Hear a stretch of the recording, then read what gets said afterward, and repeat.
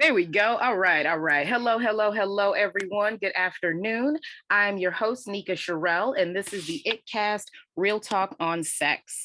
The ItCast is our community outreach podcast that increases diversity in conversations on health and sexuality. Da, da, da. Through our work, we are creating a world where all people feel loved, honored, and respected. Please reach out to us. You can ask us anything. We definitely want to hear from you. You can check out the survey below in the description or in the comments and submit your questions so that we can answer them on the show. The other thing I want you, everyone out there listening, to know this. You can get access to our bonus content. That means all the backstage banter and conversation and tidbits with us and our guests, access to all that content on our Patreon. You can catch that link also in the description. Subscribe to this YouTube channel and share with your community. We're going to go ahead and dive in. So this week's topic is real talk on audio porn. And today in the booth, we have Hannah Slamma. Hannah has been an enthusiastic participant in the kink scene for several years and currently organizes several events for the community. They write and record audio porn on Reddit and have enjoyed the hobby for nearly a decade now. Hannah, welcome to the show. Hi, hello. Thank you. I'm so happy to be here. So happy to have you on. Awesome. So before we get started, why don't you tell us a little bit about why you chose to do the show, about yourself and why you chose to be here? For sure. So I'm very enthusiastic about building community, about sex positivity, about, just like educating people in general about alternative lifestyles. And so I was very happy to be invited on the podcast to basically encompass all of those passions. Yeah. Love it. I love it. I'm hearing you talk about like that normalizing conversation. Like this is a space that gets to be understood.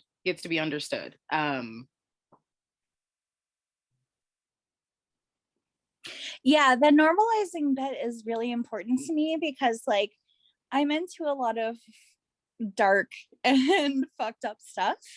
And I think that the more we talk about the weirdness that we're into, the abnormality of sexuality that we're into, like it normalizes it. It brings it to the forefront and lets people know that they're not alone.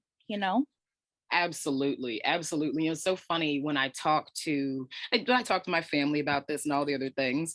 My brother one time, he was like, "You're such a deviant," and I was like, like I actually had to look up the word deviant to decide whether or not I agreed with him. Oh, I love that word. It was so good. It was the perfect word. Like, yeah. I couldn't be mad.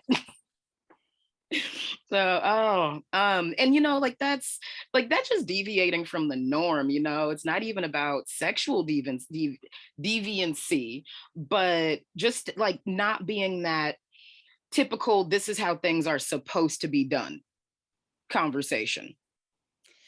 So normal is an average of everyone's weirdness, so it doesn't actually exist.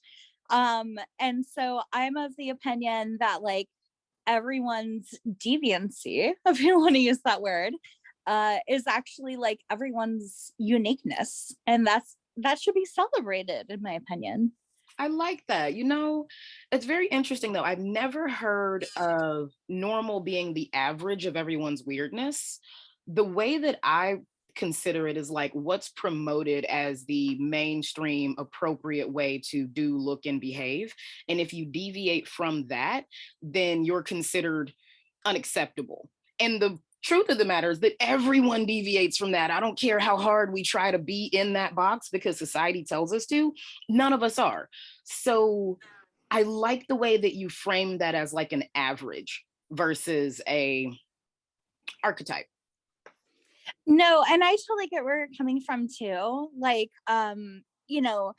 normal, quote unquote, is a standard that people are expected to adhere to, but like, why?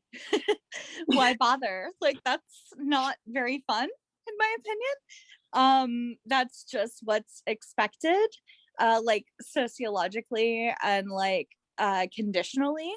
Um, and deviating outside of that is what's fun to me personally.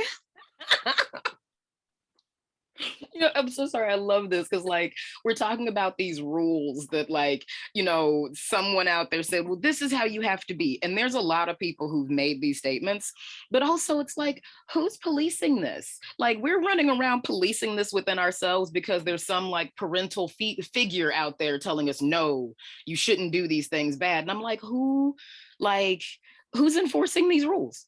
Who's Yeah, a lot of times it's like based on Sky Daddy, right?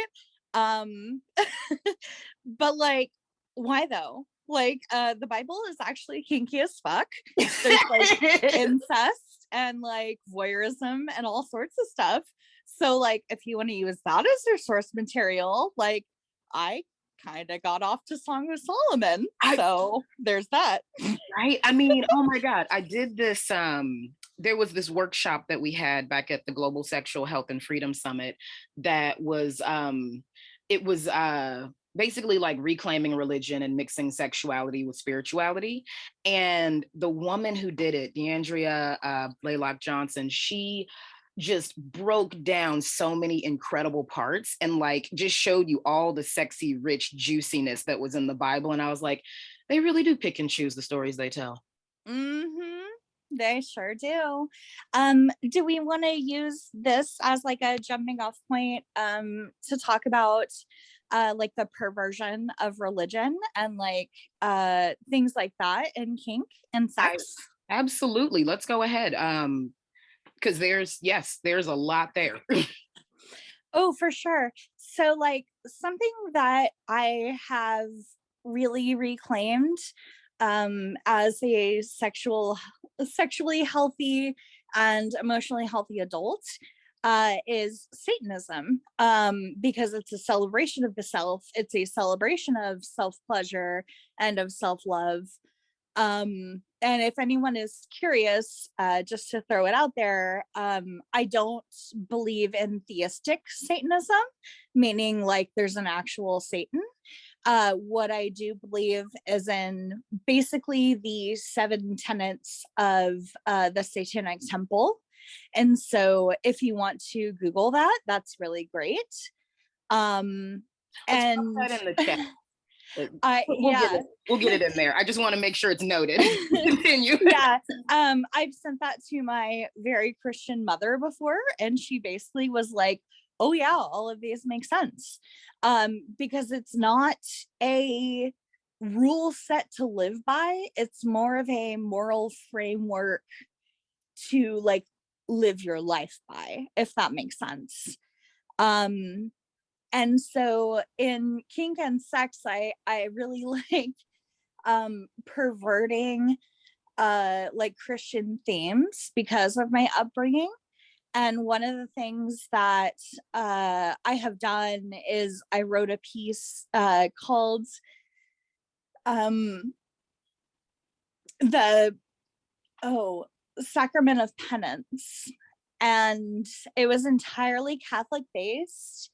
And it was about like an elder in the church and a novice like interacting, and there was like cropping and face writing, and it was entirely non-gendered.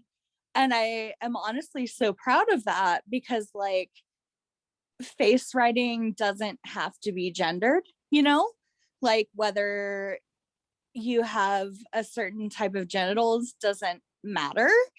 um and some of my favorite comments on that piece were, oh, I didn't realize this was non-gendered until it was actually over and I looked at the tags. And I really love that, you know, for like inclusion reasons.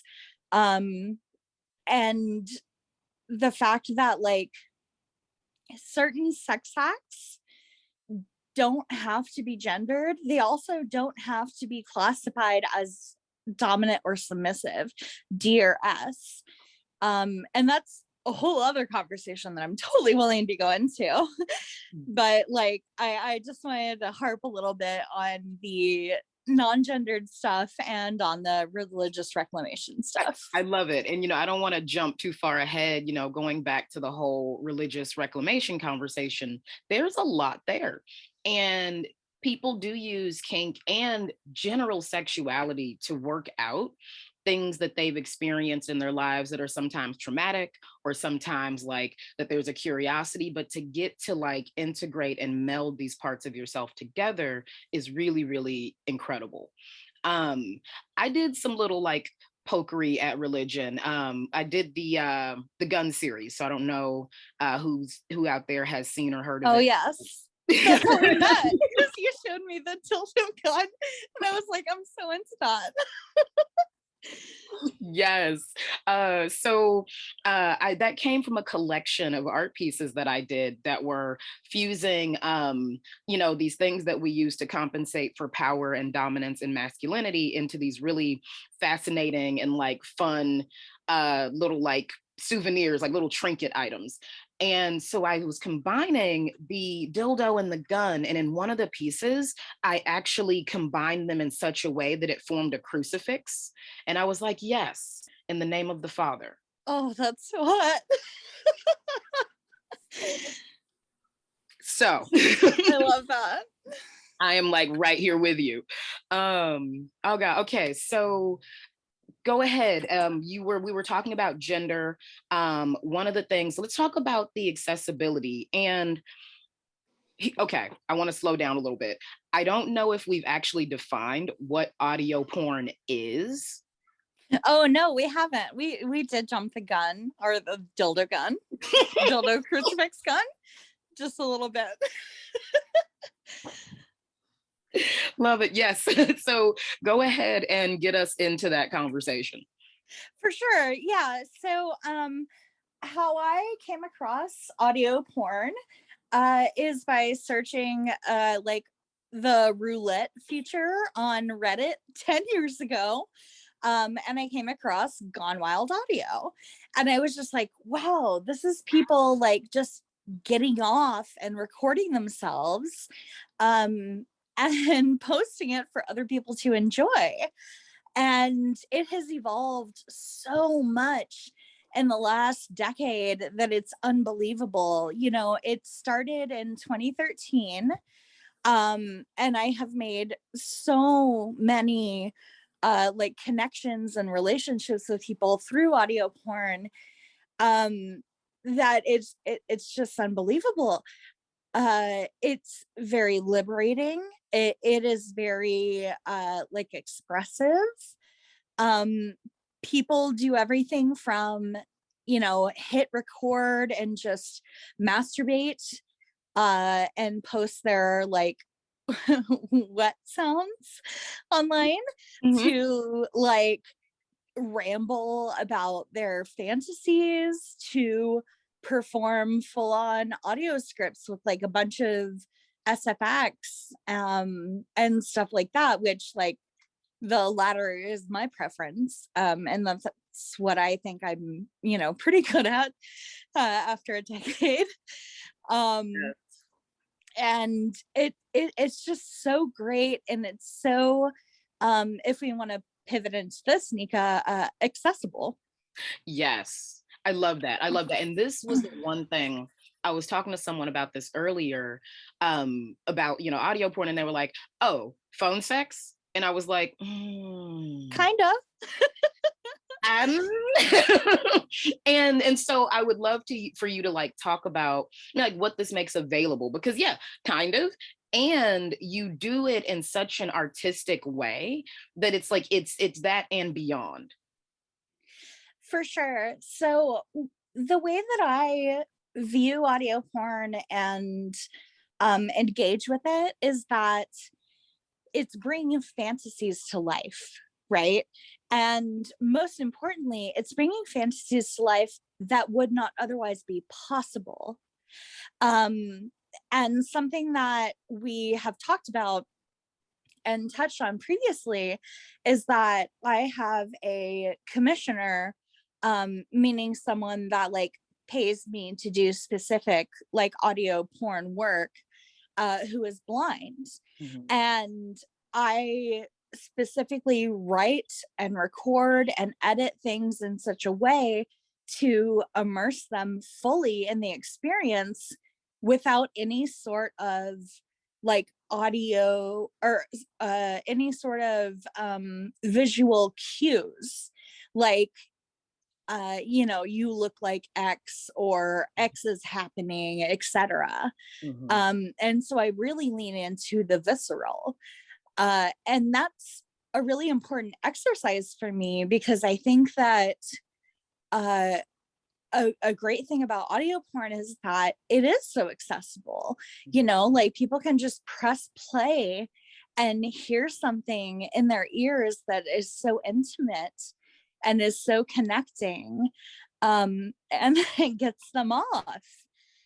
And a thing that has really inspired me and really um been a force of like inclusion in the last couple years has been people of color pushing for inclusion in audio.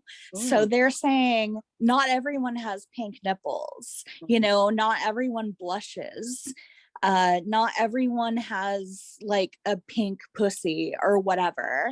Mhm. And like that's so powerful and that's so fucking important. And I'm so glad that my community, that my, audio sphere is listening to that and is taking that seriously. Yeah. Yeah. I mean, and this goes back to the whole conversation of normalcy. Like this is a white normative conversation in ultimately a white normative world. So when you deviate from that, then you find yourself not represented outside of the conversation, outside of the norm. So I love that, like, that's coming into play, and that these are like more intimate situations. Like, I've watched a lot of porn. I will never lie about that. Um, Porn's so good. so like there are those moments like I've had this experience, and I'm sure other people have too, where you're like listening to a woman orgasm, and it is just so clear that like there's an acting happening. Um, Yeah. Yeah. and like there's a different level of, like you said, intimacy and vulnerability when it's actually like when it's just a natural occurrence. It's like you can't capture that on film. It just, anyway, that's my I have a post on my Instagram which is basically like, audio editing is such a fantastic hobby because I can see my own orgasm. Like it looks like music. It's right. so beautiful, Oh, like I can literally see it and it's fantastic. and what's so great about that is like when you create an image in your mind, it has a completely different impact on you than when you're being given an image from out here. Yeah, totally. And like no one orgasms the same way, like I sound like I'm kind of dying right before I orgasm because I like gasp and stop breathing for like a few seconds and stuff. And like that's me. That's what's natural to me. And other people are just like, just like sing to the clouds.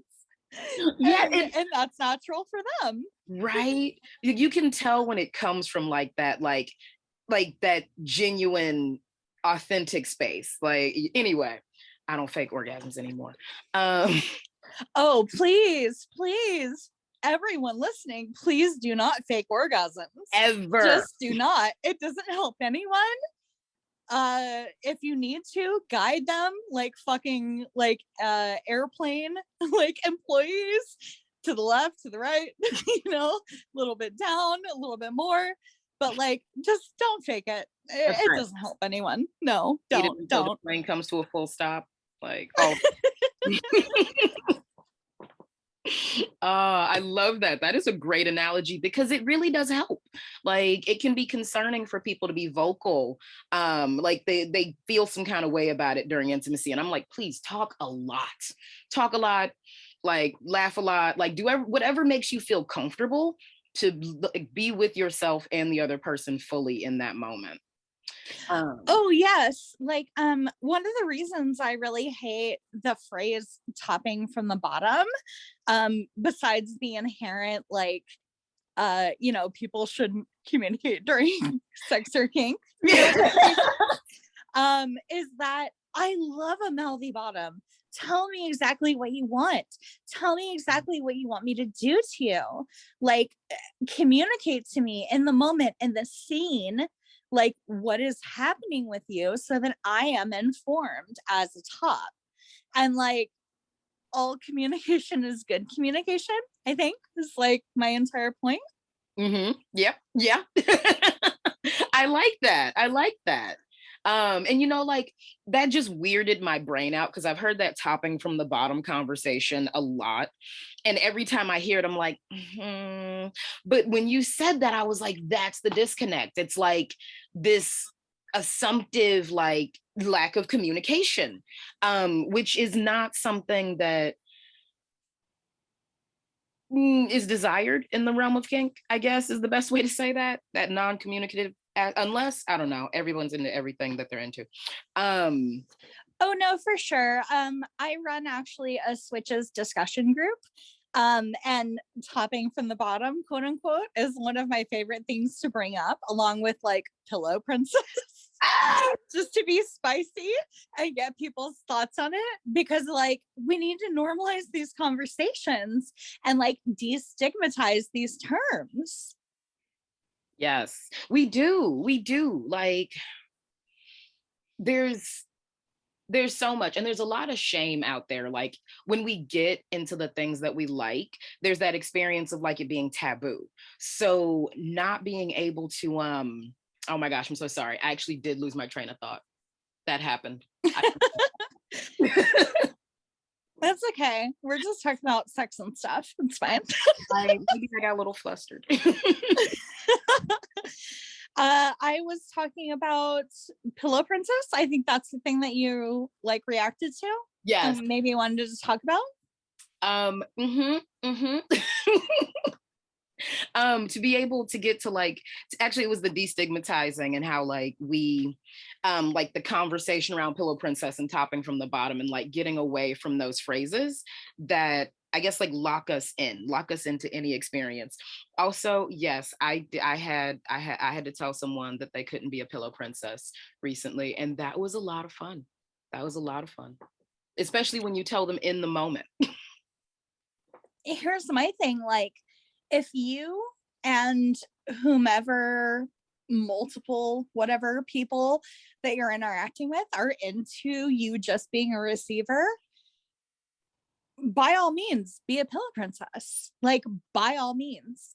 However, if you're in a relationship where someone requires like reciprocal action, you really have to communicate about that, and you really have to work on like it feeling, for lack of a better word, like tit for tat.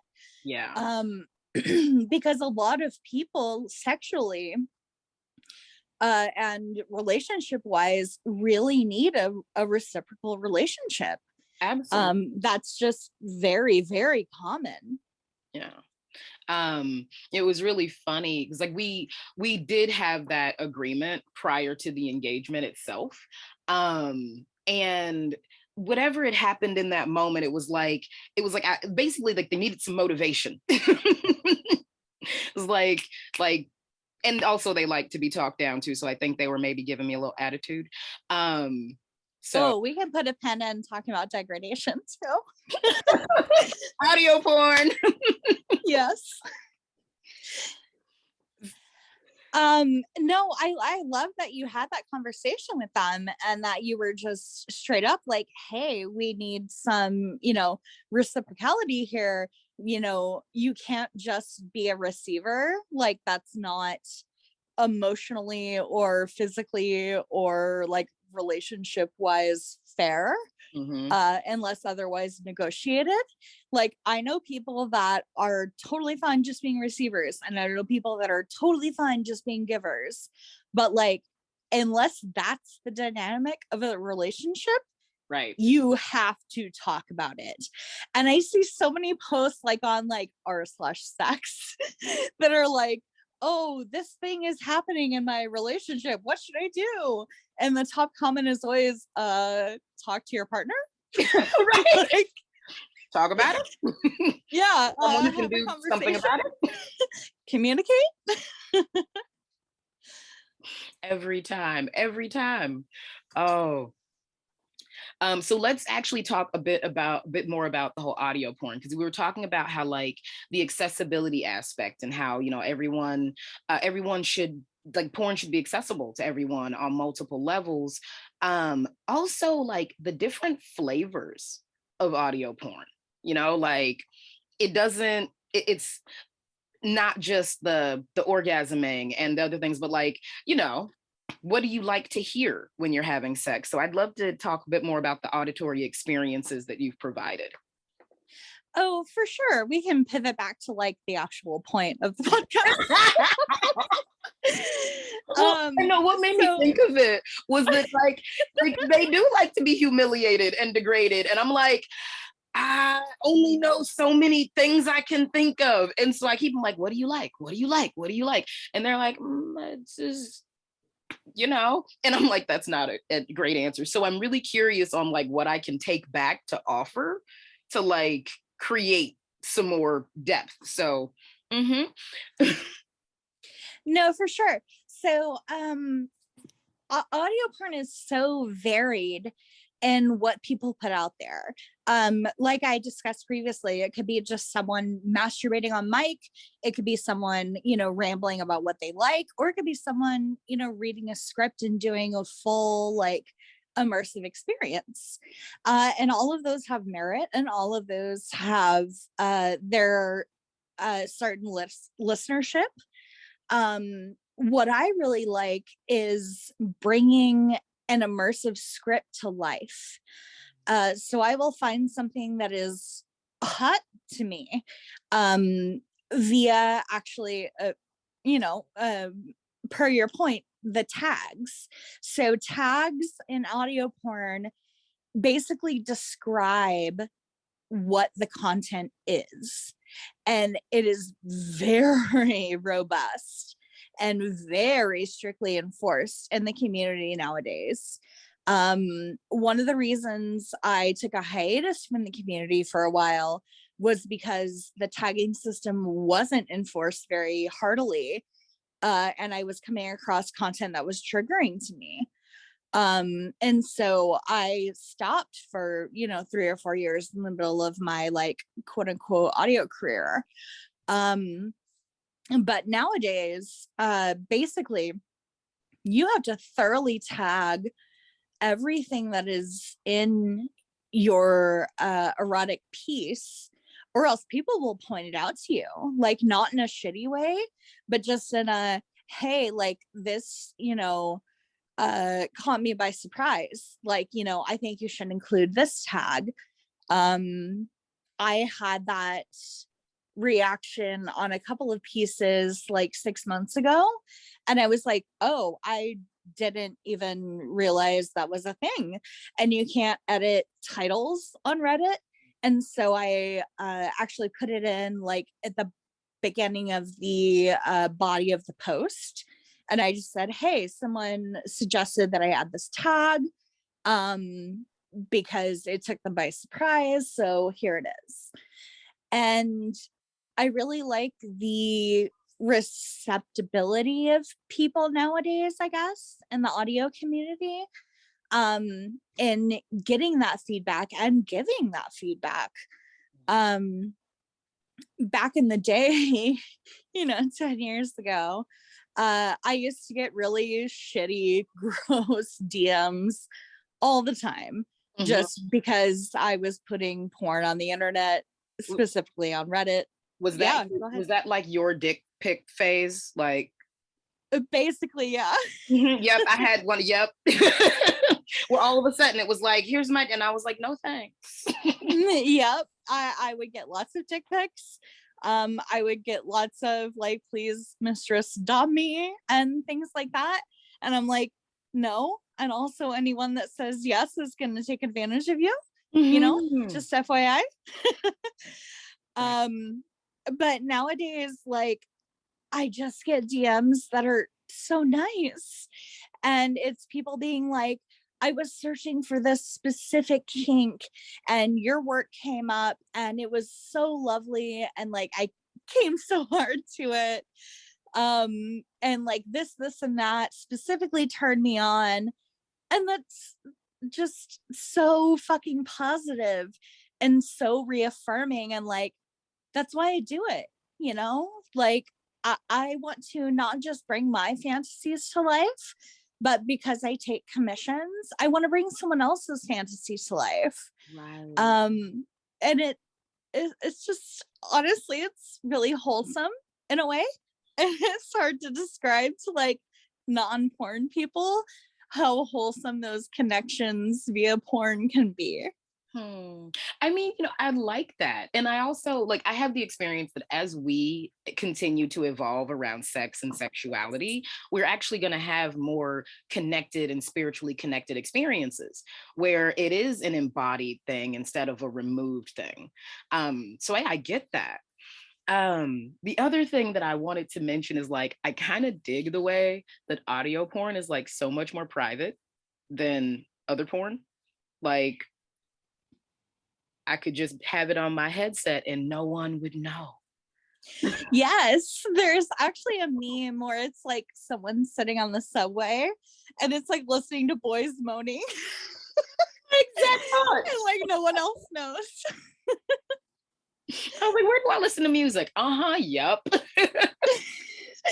No, totally. I love that about it. Like it is very private and it is very personal, but also it's very intimate, you know? Hmm. Yes. Oh my gosh.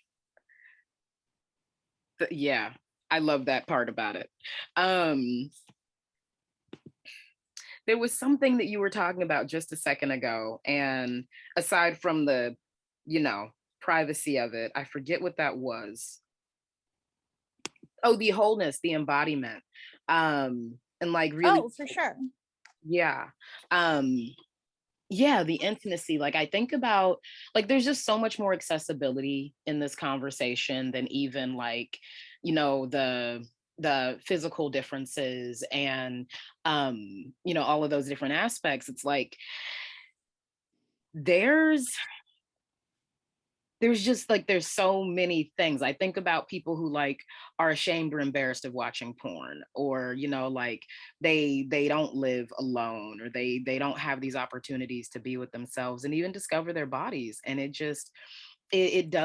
feels, for me, in my heart and soul, it feels like a much yummier place to come from with sex than our parents did.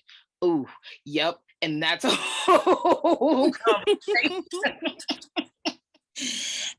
Yeah, as I mentioned to you in our like pre-show, my mom knows I do porn. She's heard a bit of someone filling one of my scripts. And she thought it was really cute and really adorable. And I love that, honestly. Mhm. Because a lot of what I do is dark and depraved and fucked up. But every once in a while, I'll do something really sweet. Um, and that was one of the things that I got to share with her. And like you say, like it is very intimate. Like you're putting someone in your ears. You're listening to someone's very vulnerable moments. And you're listening to something that probably is your very niche kink that Mhm. you haven't otherwise heard expressed. So, like, all of those things combined lead audio porn to being such an immersive experience and such a personal experience. Yeah. Yes. And speaking of mothers who know everything, um, it's great when like your mom can be proud of the work you do in the sex industry. Yes. Whole different world, yo. Oh my gosh. Yeah, we did talk about a bit of that, just like the differences. We've come so far and there's so much more acceptance and understanding. And I don't know that my mom got to have this with her mom, so that level of growth. We also talked about a bit of the religious stuff, and like the corporal punishment part. I don't know if we got to that. For sure, we could talk about that. So that plays out more in my IRL kink than in my audio porn. But Yeah. I'm happy to talk about both. So as a child, I experienced corporal punishment, and as an adult, I had to kind of square that kink with something with it being something that I enjoy. And that was hard to do, um I had to basically say like, oh, people used to hurt me and I didn't like it, but now I like when people hurt me, question mark. But the difference is that I am in control, that it is consensual, that it is all the parties are willing. And I do really like it. I love the endorphins. I love the high of the pain, all that sort of stuff. And I actually, on audio porn, I charge a premium for like real sadism. Oh, So like if I'm actually hurting myself, and that's what someone wants to hear, I charge a few bucks extra than an original audio, just because like I'm doing a thing that's extra, yeah. um and I get to control my rates, and my rates are pretty good because I've been doing it for a long time, and my listenership is good, and people that reach out to me for commissions like appreciate my work already. It's kind of a self-selecting bias. Mhm. And so if they reach out to me for a commission, they already know me, they already know my work, they already know what I'm into, and they're already willing to pay my rates, which is great. And then in person, I just love being tortured. I don't charge a single thing for it. I love that I know so many sadists that are willing to torture the fuck out of me. It's been about a week and a half since someone made me feel like I was about to die, and that kind of sucks. And oh my god. And I want to like normalize this a little bit, because I think people are like, oh, you like pain, that's so bad. Okay, for the record, if you were out there getting fucked and a guy slaps your ass, I don't care what your gender is, but you get slapped on the ass and you like it, welcome to the normalization of enjoying pain. Like, Yeah, and I'm pretty extreme in a lot of my kinks, but that doesn't mean I don't like vanilla sex. I mean, Like it's been like a year since I had PIV, unfortunately, just because I haven't had like penis and vagina sex, just because I haven't had partners that are into that or willing to do that, and it sucks. Like I miss getting railed, but also, a couple weekends ago, someone strapped a bunch of electrodes to me and tortured my brains out until I screamed. Like both things can be true, both things can be pleasurable and positive. And like all of it is fine, all of it is good, all of it is self-expression through kink, which is beautiful. yes, yes. Um, we have a question in the chat. It says, do you think that audio porn increased in popularity during the pandemic? Oh, absolutely. The Gone Wild Audio r slash Gone Wild Audio on Reddit, um subreddit increased, I think, in double during the pandemic, from 500,000 to like almost 1 million people. So absolutely yes. I definitely think that that's true, and that's because, you know, like we've talked about, other porn sometimes can be inaccessible, and then people find this and they're like, oh, this is good, this is accessible, this is something I can just hit play on and come to. Yes. Yes. And I do love the way you get to create your own visuals. But yeah, everything in the realm of sex skyrocketed during the pandemic. I mean, you know, put humans in small spaces and tell them they can't do anything. Yeah, we're just caged animals. We're gonna fuck. It's fine. Oh, can't find someone else to fuck, we'll fuck ourselves. It's great. Oh yes. Can we normalize fucking ourselves, please? Yes, because that's please. why I'm fine with not having had PIV for a year. And wait, because I can fuck myself. we said PIV is penis in vagina sex. And Yes. just to create this for everyone, sex is not only penis in vagina or penis in anything. Sex is not always or only penetrative. Now, nope. But yes, okay, normalizing sex with the self. Hello. Like, hi, I know how to get myself off like nobody's business. Me and my Hitachi have an intimate relationship.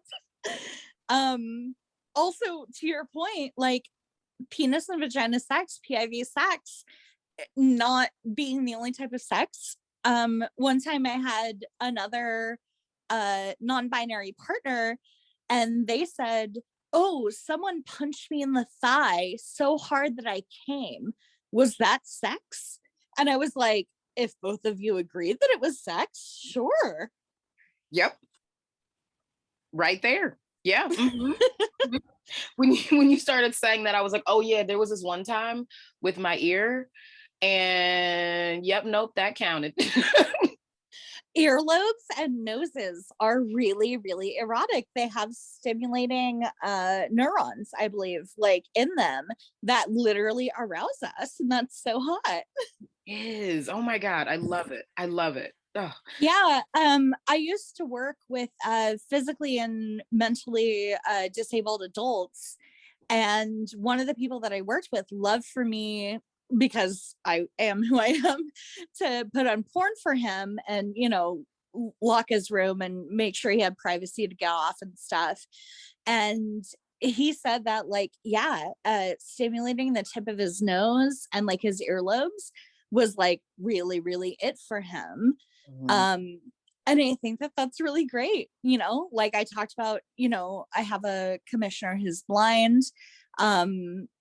Thinking about people that are disabled and like different erogenous zones, like it's not all about the genitals, people. Not, and like you really can come through so many different places. Like if you haven't tried this with your human body, I highly recommend it, because like I literally went numb on my left side and couldn't stand it. It was great. Love that. Yes. And I know people, you know, who like my stepsister actually, rest her soul, she was telling me about this guy that she was like in love with. She was in a nursing home, and they would get together and they would like enjoy each other's company, and he was paralyzed from the waist down, but he could still orgasm, and he could still feel sensations in other ways in other places, and they had a lovely love life, like for, you know, however long they were in that home. Yeah, I think that that's fucking beautiful. And like, you know, I with a certain online partner, we have tried to build toward me coming just from nipple torture, which is hot as fuck, and we are almost there. And I like can't wait for it. And I want people to know that your erogenous zones are your entire body. You just need to figure out what buttons to push. Like, that's all. Yes. Yes. Where's the play button? Yeah, exactly. Because like genital torture, nipple torture really does it for me.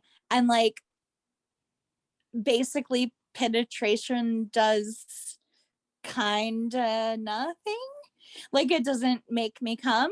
It feels really nice and I miss it a lot, hence my harping on like it's been a year since I had penis and vagina sex, but it's just because I haven't had that. I've had all these other types of sex, like hand sex, oral sex, like online sex even. Like, I feel like people don't talk about that, and people don't see that as like a real thing, but it totally is. And we can actually kind of pivot into me having an LDR online if you'd like. What's an LDR? A long distance relationship. Oh, yeah, go right ahead. Yeah, so I actually met my dominant, who is a person that basically whatever he says I do, um online through audio porn, and we have been together for 3 years. You can see in my picture that I am wearing a collar, which is a BDSM thing, meaning that I am owned and I am loved. And our relationship means everything to me. He understands me like no one else. He puts my pieces back together when other people break me. He's just, you know, um, kind of my perfect partner in a way. But we also have the recognition that this will always be an LDR. Like, I have no desire to relocate to Canada. He has no desire to relocate here to the SF Bay area. I really, really adore him in a lot of ways. And we met through audio porn. And we met through that community, which I am so grateful for. And I just want people to know that, like, those type of relationships are really valid, and those type of relationships are really meaningful. Oh, yeah.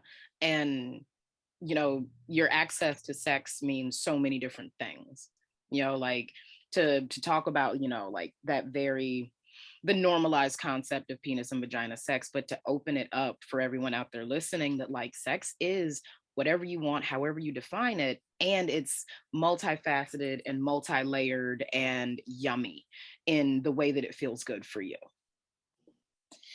Absolutely. And I also kind of want to throw in there that, like, you can do kink and like sex things with people that are not your partners. I have a lot of friends that I do kink stuff with, and we are not romantically entwined. And I think that's like an important conversation to have as well, because you can enjoy someone like physically kinkily, and not be in a relationship with them as long as the communication is there. Kinkily. I love that term. I'm going to use that now. Okay, before we wrap up, can you tell us, just give us a bit about like where we can find you, what people like, what you offer, just a little bit about your work, if you don't mind sharing? Yeah, for sure. So I'm on Reddit as Hannah Slamma.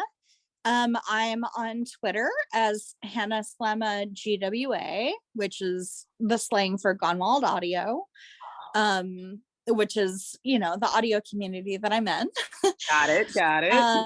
And you guys can find me there. All of my work is there, links to my content directory.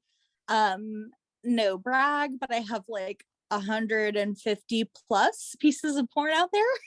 So like, if you're looking for something, I probably have it. So go to my content directory and hit the search feature and type in whatever is your flavor. All right. Yummy, yummy. Awesome, awesome. Well, thank you so much.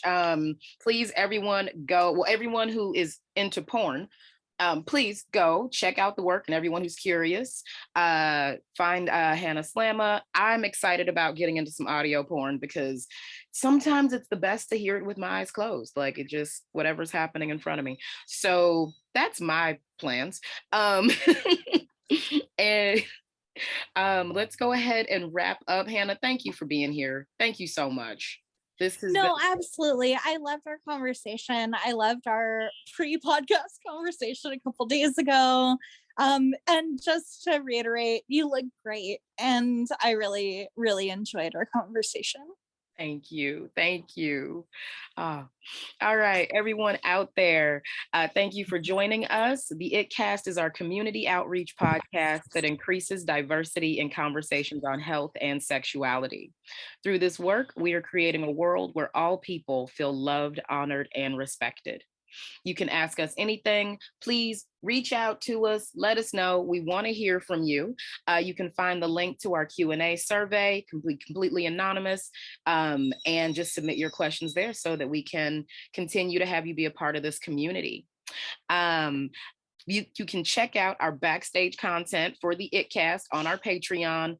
Go hear what we talk about behind the scenes, get all the fun and the laughter, and check out that work. So you can check out our website, theitcast.com, and subscribe to this YouTube channel and share with your community.